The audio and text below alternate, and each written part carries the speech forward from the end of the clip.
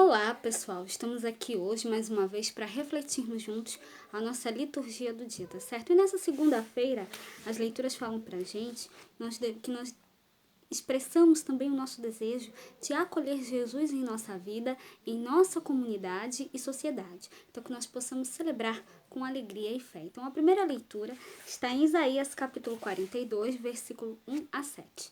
Isaías capítulo 42, versículo 1 a 7. Eis aqui o meu servo, a quem sustenho, o meu eleito, em quem se compraz a minha alma. Pus o meu espírito sobre ele. Juízo produzirá entre os gentios. Não clamará, não se exaltará, nem fará ouvir a sua voz na praça. A cana trilhada não quebrará, nem apagará o pavio que fumega. Em verdade produzirá o juízo. Não faltará, nem será quebrantado, até que ponha na terra o juízo. E as ilhas aguardarão a sua doutrina. Assim diz Deus, o Senhor, que criou os céus e os estendeu e formou a terra e a tudo quanto produz, que dá a respiração ao povo que nela está e o espírito aos que andam nela. Eu, Senhor, te chamei em justiça e te tomarei pela mão e te guardarei e te darei por conserto do povo e para a luz dos gentios, para abrir os olhos dos cegos, para tirar da prisão os presos e do cárcere os que jazem em trevas. Então, na primeira leitura do profeta Isaías, lemos o primeiro cântico do servo sofredor do Senhor. Deus mesmo apresenta o seu eleito. O servo eleito e apresentado por Deus será um mediador carismático da salvação, revelando a vitória da justiça divina em âmbito universal. O servo desempenhará sua missão não pela violência, mas com suavidade e mansidão. Então, na unção em Betânia, o quadro narrativo é de união, ainda que em meio à conspiração.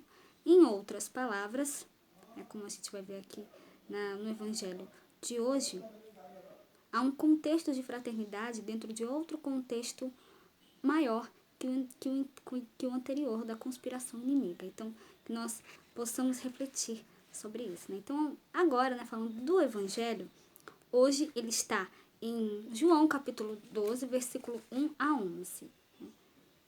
João capítulo 12, versículo 1 a 11, que fala sobre a unção em Betânia.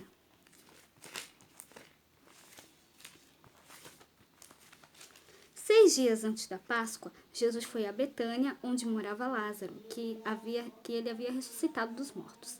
Ali ofereceram a Jesus o jantar. Marta servia e Lázaro era um dos que estavam à mesa com ele. Maria, tomando quase meio litro de perfume de nardo puro e muito caro, ungiu os pés de Jesus e enxugou-os com seus cabelos. A casa inteira ficou cheia do perfume do bálsamo. Então falou Judas Iscariotes, um dos seus discípulos, aquele que o havia de entregar. Por que não se vendeu este perfume por 300 moedas de prata para as dar aos pobres? Judas falou assim, não porque se preocupasse com os pobres, mas porque era ladrão. Ele tomava conta da bolsa comum e roubava o que se depositava nela.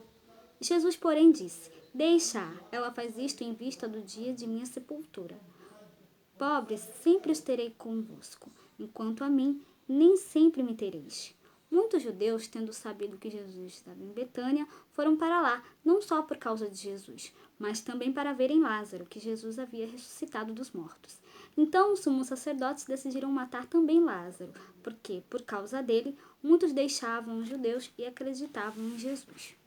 Então, o acolhimento e a generosidade expressos pelos amigos de Jesus na casa de Betânia são sinais antecipados de solidariedade para com o crucificado, daqueles que não o abandonarão durante o processo da morte, na hora da sepultura, nem depois da ressurreição.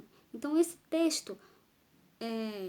texto contradiz o que Jesus viverá na cruz, infelizmente. Ele será rejeitado, traído, negado, açoitado, abandonado, crucificado e morto. Então, era isso que eu tinha para falar para vocês hoje. Muito obrigada a todos por curtirem, por comentarem. Aqueles que só assistem mesmo também agradeço. Espero que vocês tenham gostado dessa reflexão de hoje. Espero encontrá-los todos aqui amanhã, terça-feira, se Deus quiser, para continuarmos refletindo cada vez mais as leituras da Sagrada Escritura. Então, muito obrigada a todos e até a próxima, se Deus quiser.